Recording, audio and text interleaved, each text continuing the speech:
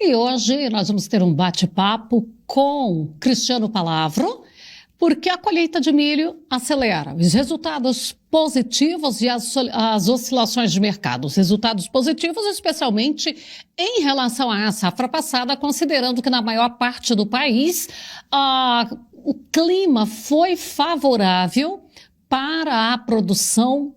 Então, essa capacidade, o teto produtivo, foi alcançado na maior parte, às vezes um talhão ou outro que tenha ficado ali a desejar. Não tivemos aí pressão de praga com danos significativos, mas chega também o tarifaço de Trump e as consequências disso para o produtor brasileiro. Cristiano, boa tarde, seja bem-vindo. Muito boa tarde, Fabélia. Que prazer estar aqui novamente. Obrigado pelo convite. É sempre uma honra para nós. Cristiano, a avaliação da safra. O que a gente pode falar? Porque não é mais uma safrinha, é uma segunda safra. Minha amiga, de fato a gente tem uma segunda safra de milho muito satisfatória em termos de produção nesse ano de 2025. Né? Nós tivemos um clima favorável, encontrando, como sempre, produtores bem preparados, com um manejo muito adequado, com uma preocupação sempre muito ativa com as melhores práticas, e quando o clima ajuda, a gente sabe que o nosso produtor é muito competente e é isso que está acontecendo, né, Fabélia? As estimativas mostram que a gente vai ter um recorde de produção de milho esse ano no Brasil, não por causa da safra de verão, que teve um corte e até puxou preços mais agressivos ali na janela entre fevereiro e abril, mais uma segunda safra aí com um crescimento muito significativo em relação ao ano passado. Só para te dar uma ideia mais clara, Fabélia, segundo os dados nossos aqui da Pátria Agronegócios, no ano passado nós produzimos 86 milhões de toneladas de milho na segunda safra. Isso porque a nossa área plantada do ano passado foi menor, a janela foi muito ruim. Esse ano, mesmo não tendo uma janela tão favorável, a gente teve um crescimento de área a nível nacional, crescimento esse de quase 8% em relação ao ano passado, e nós vamos ter um grande incremento de produtividade, algo na faixa aí de 13% a 14% a mais de produtividade por hectare. E com isso, Fabélia, a estimativa atual já é de 105,5 milhões de toneladas, um aumento de quase 23%, só considerando a segunda safra. Então, a gente sabe que não é só aqui em Goiás que as condições são boas. No Mato Grosso, que é responsável por quase 50% da safrinha ou segunda safra, os resultados também são muito bons, inclusive o IMEA, né, que é o Instituto Mato Grossense de Agricultura e Estatística, traz uma produtividade muito agressiva na média do estado, algo próximo de 120 sacas por hectare, que a gente sabe que para uma média estadual é muito grande, né, Fabélia? O Mato Grosso do Sul também tem boas condições, o Paraná, que é o segundo maior produtor de milho safrinha, apesar de alguns riscos gerados por geadas, um começo de safrinha não tão bom, também está colhendo bons resultados. Então, sem dúvida, é muita produção saindo dos nossos campos, viu, Fabélia? Pois é, e o produtor está agora já fazendo a colheita e olhando para o céu para ver se a partir do dia, no caso nosso aqui, do dia 25 de setembro, ele vai poder plantar a soja. Então, praticamente todo o seu insumo está comprado.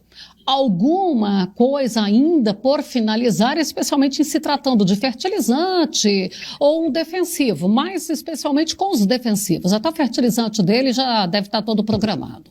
E a gente vê aí esse tarifaço chegando. O que isso aí vai refletir?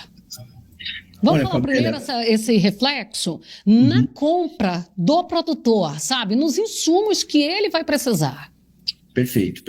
Primeiro, até comentando sobre a colheita, né, Fabélia? A gente está com uma colheita um pouco atrasada em relação aos últimos anos, olhando para a segunda safra. A nível nacional, a gente já chega a 40% colhido, quanto uma média dos últimos anos de 50%, e um 2024 que teve uma colheita mais rápida, já chegava a 70% nessa época.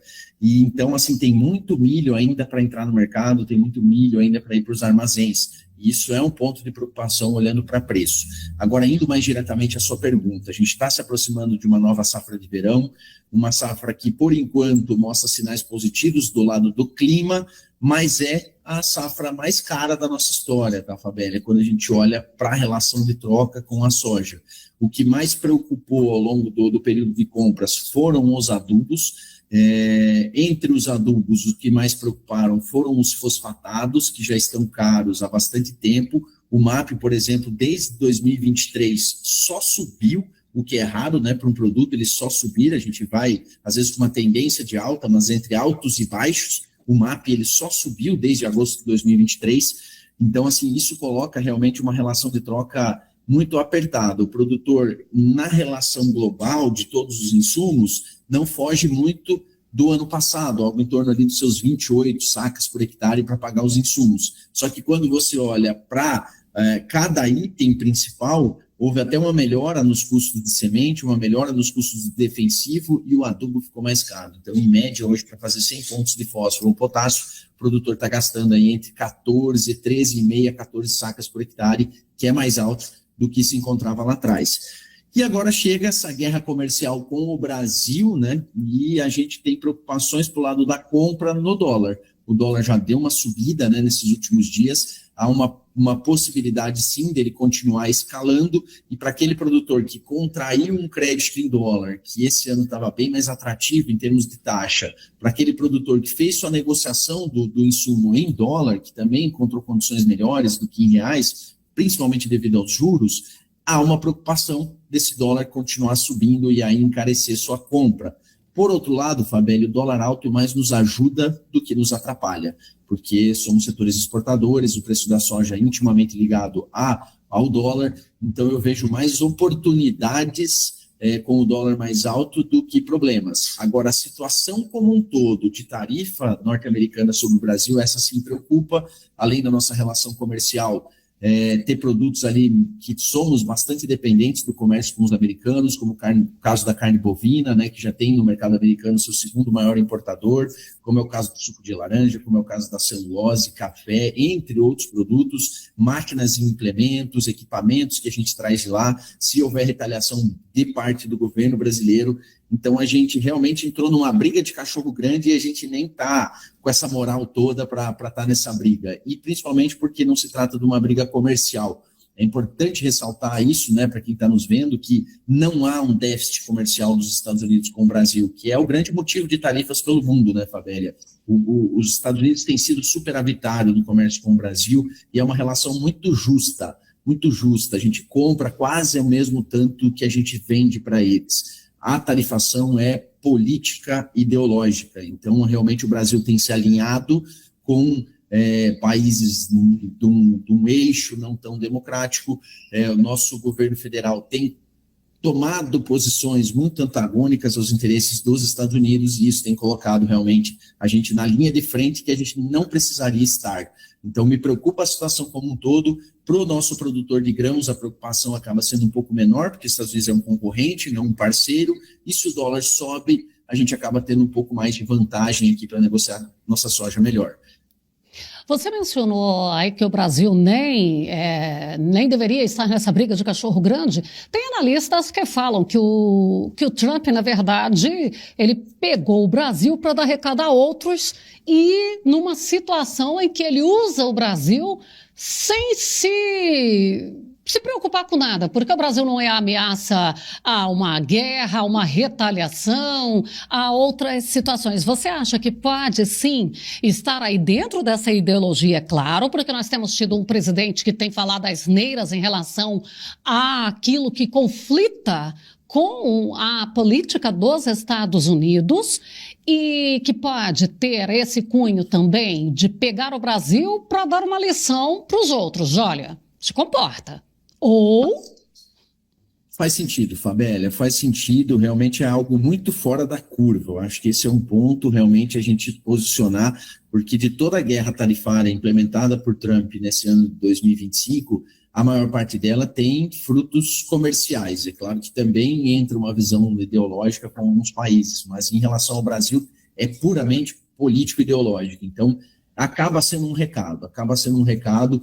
E eu acho que a gota d'água dessa situação toda foi esse encontro do BRICS, onde mais uma vez o Lula falou sobre o dólar, né, sobre realmente trabalhar com outras moedas do globo, criar uma moeda comum para o BRICS. Então, tudo isso fere drasticamente os interesses norte-americanos. E é claro que a gente tem que... Não existem bons moços, né, no mundo, né, Fabélia? Os Estados Unidos também têm práticas complicadas de comércio com outros países, mas entre aliados e inimigos, a gente fica muito claro quem é um aliado melhor para o Brasil no tocante geral, né? A gente sabe que essas economias mais fechadas, que estão dentro do BRICS, alguns até muito ditatoriais, não condiz com o que a população brasileira tem como meta de vida, meta de governo, meta de ideologia. Nós somos um país democrático, a gente preza por isso, e inclusive nas relações entre os próprios brasileiros. Então, a gente está se aliando a países que são importantes comercialmente, mas que não têm grande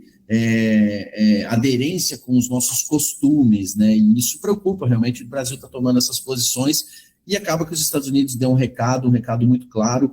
A gente se sente até meio impotente, né, frente ao que está acontecendo no nosso poder jurídico, né, Fabélia? A gente vê os absurdos aí desse ano de 2024, 2025, esses processos antidemocráticos, as práticas judiciais comuns que a gente sempre teve no Brasil, até soa para a gente como um alento que alguém está vendo isso, e claro, a gente fica muito chateado com as tarifas em si, mas o motivo que trouxe até elas, né, essas citações dessa caça às bruxas que foi citada pelo Trump, essa situação toda gerada no Brasil, até dá um alento perceber que alguém está olhando para isso, e a gente aqui se sente de mãos amarradas, muitas vezes, de ver tanto absurdo sem poder fazer nada, né, Fabélia? Então, realmente o Trump deu um recado muito válido, mas que vai trazer grandes complicações aqui para o nosso Brasil, né?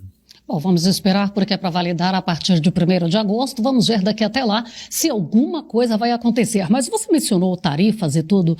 Vamos falar também aqui, deixa eu aproveitar e pincelar um pouquinho contigo sobre o IOF. Para o produtor rural, isso tem peso, porque o governo ele sempre tenta colocar a população contra o produtor brasileiro. Isso aí é regra que a gente já vem desde há muito tempo, lá da época dos cafezais e canaviais. E agora coloca aí que o IOF vai só taxar o grande, o rico, que o pobre, coitadinho, ele está sendo poupado, mas o rico é que está gritando aí para não ser taxado. É um absurdo, né, Fabélia? Toda essa comunicação que o governo faz nesse sentido. É mais dessa briga de nós contra eles, né? É mais dessa... A gente sabe que a esquerda ela se nutre de um inimigo comum, né? Eles precisam ungir um inimigo para que eles possam ali ser a salvação, né? Então, acaba que essa briga entre classes aqui no Brasil é algo muito antigo, como você citou, e esse exemplo do IOF, de só afetar uma classe e não outra, é mais um exemplo disso, até porque a gente sabe que todos os impostos estão entremeados e ligados com efeitos indiretos. O consumidor em geral, o consumidor urbano, o consumidor de baixa renda, ele pode não estar pagando o IOF diretamente nas suas operações, mas o custo embutido nisso está no produto que ele compra, está no dia a dia dele. Então, é impossível a gente separar isso. Então, é mais um aumento de imposto. Então, essa é a realidade. A gente tem que até tirar o tecnicismo aí da análise, e é mais uma forma que o governo tem encontrado de tirar mais da população brasileira. Até, Fabélia, nos encontramos no Dia do Algodão, né? Na última semana, e lá na minha apresentação, Fabélia, eu recebi uma dúvida, né, uma pergunta de um produtor que estava lá presente, falando assim, mas e aí, com toda essa crise, toda essa situação, o Brasil não vai quebrar? E a minha resposta foi muito pragmática, tá, Fabélia? Não, o Brasil não vai quebrar, é muito difícil o Brasil quebrar, até porque eles fazem o que fazem lá, gastam o que querem, e ao final a solução é o quê? Extorquir um pouco mais o nosso bolso. Então o Brasil não vai quebrar, talvez nós brasileiros, muitos de nós acabem quebrando ao longo dos próximos anos, os empresários, os trabalhadores, mas o Brasil como um todo não, porque o governo pode tirar mais do nosso bolso e controlar as contas, assim como vem controlando. Quando se fala em controle de despesas e receitas públicas, o atual governo ele só fala em aumentar a arrecadação. Em 2024 nós tivemos a maior arrecadação da nossa história, a meta fiscal foi cumprida em 2024, mas baseado em quê? Arrancar muito dinheiro do nosso bolso através de aumento de impostos, criação de novos impostos. Não há hoje um governo preocupado em controlar essa despesa, trazer um ambiente favorável para a redução de juros, que isso sim faria grande diferença aí no nosso dia a dia.